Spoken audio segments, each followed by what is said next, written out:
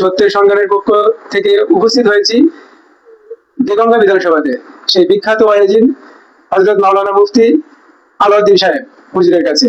আসলে আমরা জেনে নিই মুফতি আলাউদ্দিন সাহেব হুজুর কি বলছে, এই সমাজে বর্তমান রাজনীতি নিয়ে যে হানাহানি হচ্ছে সেই সমস্ত বিষয়ে কি বিবৃতি দিতে চাইছে আমরা আজকে জেনে নিই। হুজুর, তো আপনার এই যে সমাজে যে রাজনীতি নিয়ে যে হানাহানি হিংসা হচ্ছে এই বিষয়ে আপনি কি বলবেন?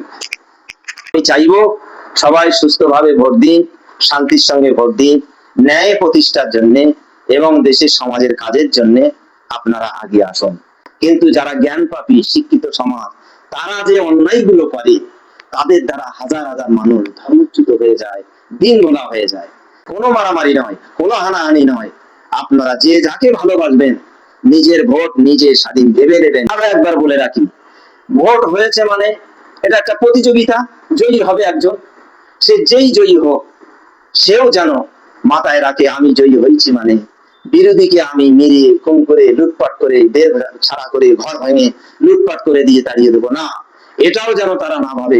আবার এক একজন দেখতে পাচ্ছি সে জ্ঞানী হয়েও মূর্খতার মতন ভাব নিয়ে ঈশ্বরের নামে শপথ করে ফেলেছে।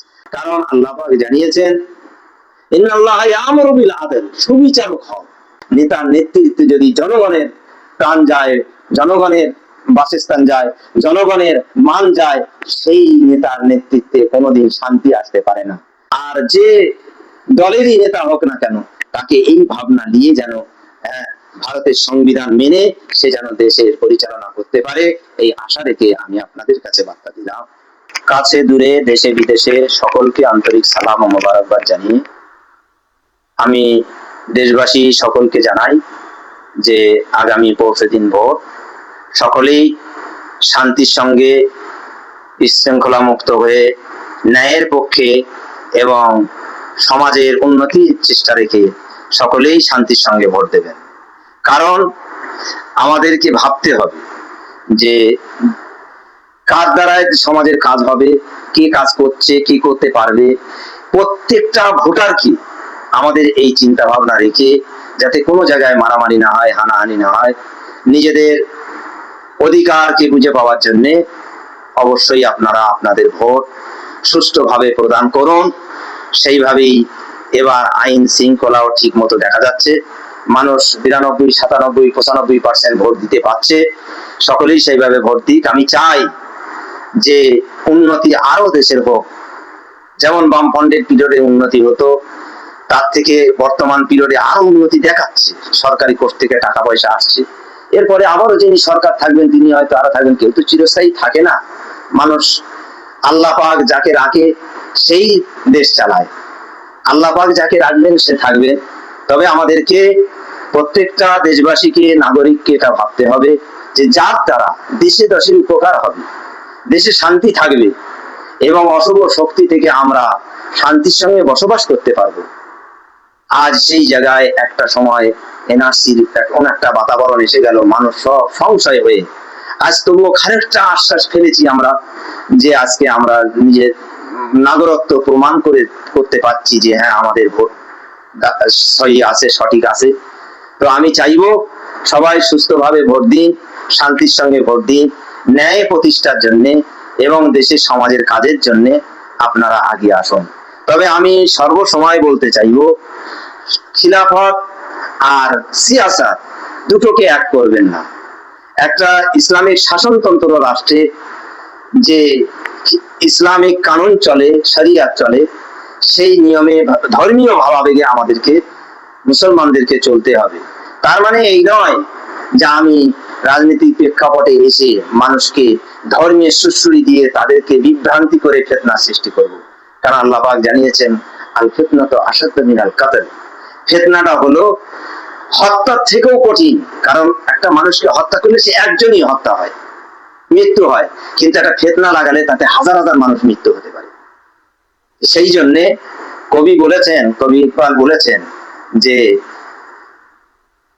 আপনার তিনি পরিষ্কার ভাষায় বলেছেন যে মদ না পিয়ে হে তত্ত্ববিদ, তোমরা যে সব করো পাপ, তাহার কাছে আমরা শিশু, যদিও আমরা মাতাল।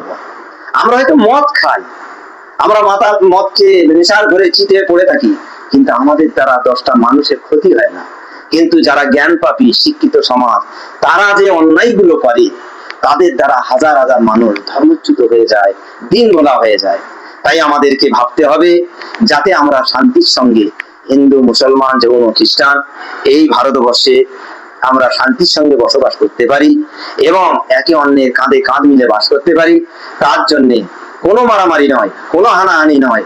আপনারা যে যাকে ভালোবাসবেন, নিজের ভোট নিজে স্বাধীন ভেবে নেবেন যে কার দ্বারা আমি উপকার পাচ্ছি, কাকে দিলে আমি উপকার পাবো, কে আমার ভবিষ্যতের দিকে এরা কাজ করে। কেউ আমাদের নয়, কিন্তু তবু আমাদেরকে ভাবতে হবে কার দ্বারা আমি সামান্য টুকু উপকার আমার আসছে, সেই ভেবে আপনারা আগিয়ে সবাই সচেতন হয়ে ধর্ম নিরপেক্ষ নয়, এখানে যে যার ধর্ম তার কাছে রেখে আমরা স্বাধীনভাবে দেশে যে যার ধর্ম তার করুক, লাকুম দীনুকুম ওয়ালিয়া দীন, ধর্মীয় মান মর্যাদা বজায় রেখে যেন আমরা চলতে পারি।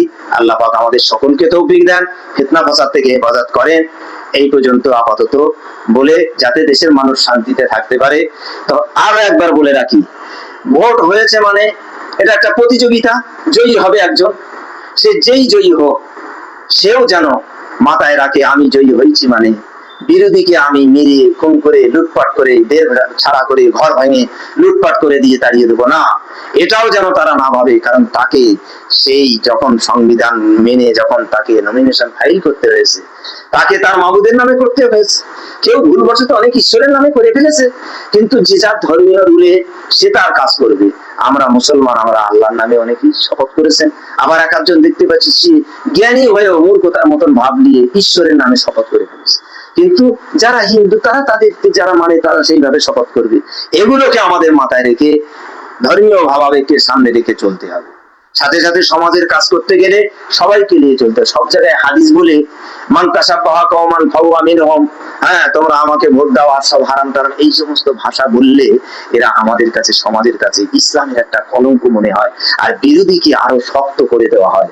বিরোধী শক্তি যারা আজকে অশুভ শক্তি, যারা ভারতবর্ষ থেকে মুসলমানদেরকে মিটিয়ে দিতে চাইছে, তারাও একটা এই অক্সিজেনটা পেয়ে যায়। তাই চাইবো সকলে যে যার হেকমতে কথা বলুন, যে যার বুদ্ধি দিয়ে, আদর্শ দিয়ে, আখলাক দিয়ে তার দলকে সে পরিচালনা করুন, যাতে মানুষ দেশে শান্তিতে থাকে, সমাজের কাজ করতে পারে এবং উন্নয়নের নিরিখে সবাই যেন খুশি হতে পারে। কারণ আল্লাহ পাক জানিয়েছেন ইন্নাল্লাহা ইয়ামুরু বিল আদল, সুবিচারক হও। ডাক্তার তার ডাক্তারিতে যদি রোগীর প্রাণ যায়, মাস্টার তার মাস্টারিতে যদি ছাত্রের ভবিষ্যৎ নষ্ট হয়, নেতার নেতৃত্বে যদি জনগণের প্রাণ যায়, জনগণের বাসস্থান যায়, জনগণের মান যায়, সেই নেতার নেতৃত্বে কোনোদিন শান্তি আসতে পারে না। তাই নিজেকে সৎ হন, আখলাকি হন, আদর্শবান হয়ে যেন দেশের শান্তি ফিরে পায়, তার জন্য আমি আপনাদের জন্য সকল কমরেড হোক, সাধারণ ভোটার হোক, আর যে দলেরই নেতা হোক না কেন, তাকে এই ভাবনা নিয়ে যেন ভারতের সংবিধান মেনে সে যেন দেশের পরিচালনা করতে পারে, এই আশা রেখে আমি আপনাদের কাছে বার্তা দিলাম। সকলে ভালো থাকুন, সুস্থ থাকুন, শান্তিতে থাকুন। আপনারা দেখলেন মুফতি আলাউদ্দিন সাহেব হুজুর, তিনি বিখ্যাত এক ওয়াইজি।